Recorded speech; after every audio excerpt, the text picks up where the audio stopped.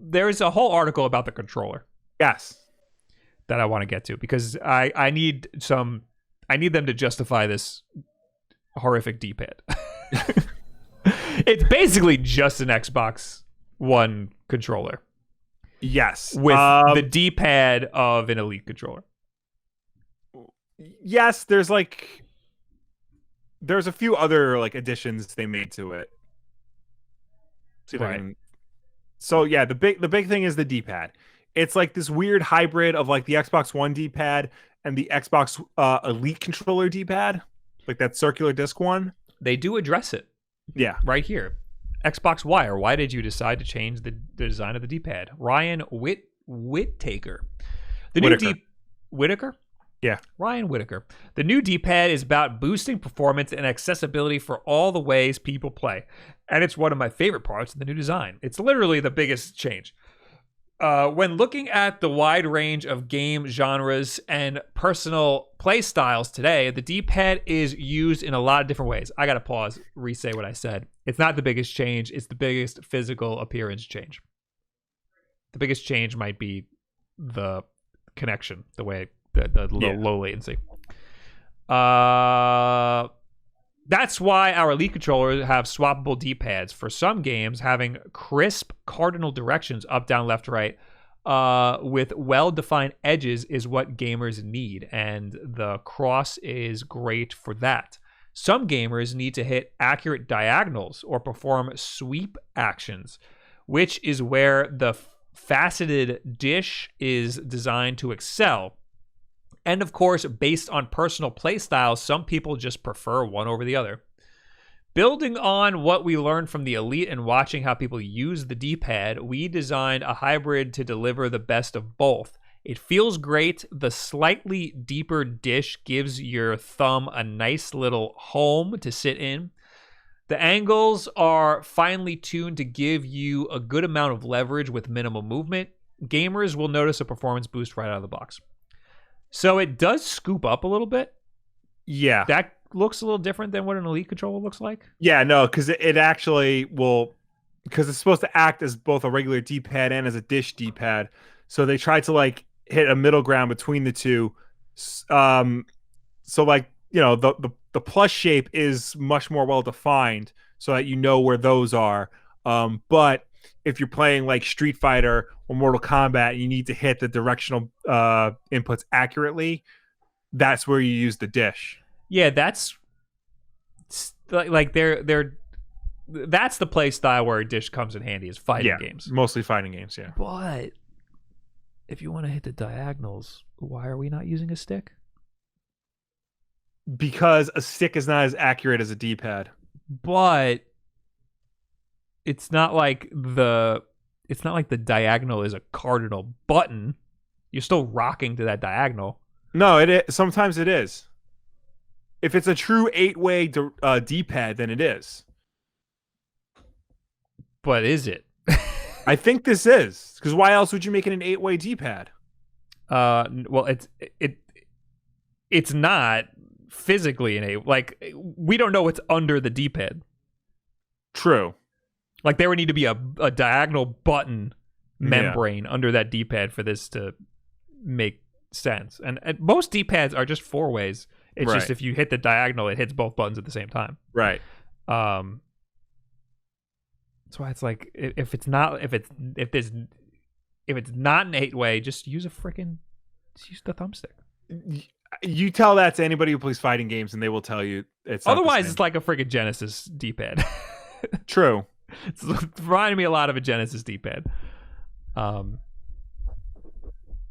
Yeah, I don't know. I mean, I get fighting games having notches on a thumbstick. I get that. Because then you get right in that direction that you want. It's because too, you can feel where down, left, and left are on a D-pad rather than a thumbstick. It's just circling around. That's true. Having the actual haptics, that makes sense. Yeah, that's important. But then why not just an actual D-pad? The diagonal. How much better is this going to be for diagonal input than just having an I don't know. D-pad? We'll have to enter Evo and find out.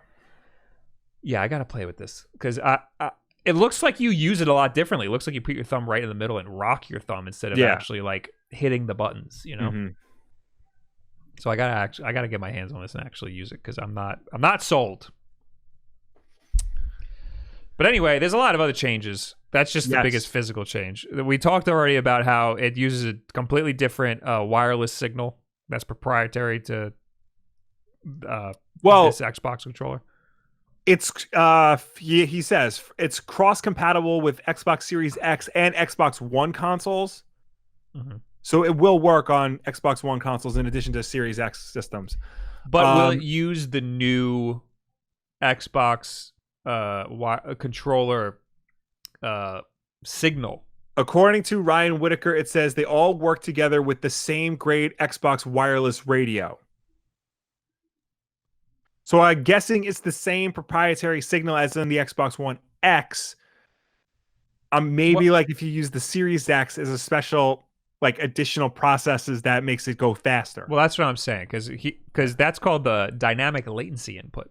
Right. Another area in which gamers are always looking for connectivity improvements is reducing latency. We're introducing a system-wide set of improvements we call dynamic latency input, which includes specific technology in the console and the HDMI connection to your TV. Oh, that's not what I'm talking about. There's a special protocol for the controller to the console. Right. That's Xbox wireless radio. That's what they're calling it? Yeah. From the system to the controller, it's the same thing that's on the Xbox One. No, there's a new one in the Series X. There's a new... Oh, the dynamic latency input? Well, that's what they're calling the whole thing. Unless I'm getting it all confused. I think you are. I remember them saying that the wireless band in this controller is a new thing that they developed. No, you can use an Xbox Series X controller on an Xbox One. Right. So it's the same wireless protocol. Is that written here? Yeah, I just read it 2 minutes ago. It's different if it's using the same thing on an Xbox One. There's a difference between it could have both, is what I'm saying. It could have both a wireless band for an Xbox One and a wireless band for a Series X. This is what I said. I'm going to read it verbatim. You ready? Read it verbatim. First, we are supporting cross-compatibility between Xbox Series X and Xbox One consoles and controllers. They all work together with the same great Xbox wireless radio. Mm-hmm. So that tells me that it's the same proprietary signal for both the Xbox One and the Series X. Now, the controller is probably smart enough to know when it's connected to a Series X, so it can probably access this dynamic latency input, with the help of the system in order to make sure everything runs much faster than it would on an Xbox One. Right. So the dynamic latency input is about the whole pipeline from the controller to the monitor. Not about the controller. Right. That said, it also has Bluetooth Low Energy for connection to PC, Android, and iOS devices. And a USB-C port.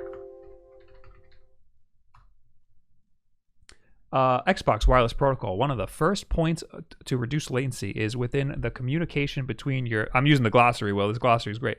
Okay. Between your controller and your console. By bringing our existing high-band, low-latency wireless protocol on the Xbox One family of devices to the Series X, we're able to not only reduce latency in your gaming experience, but also ensure all of your existing Xbox One gaming accessories will be compatible on Xbox Series X. So it is the exact same thing. Will, you were right.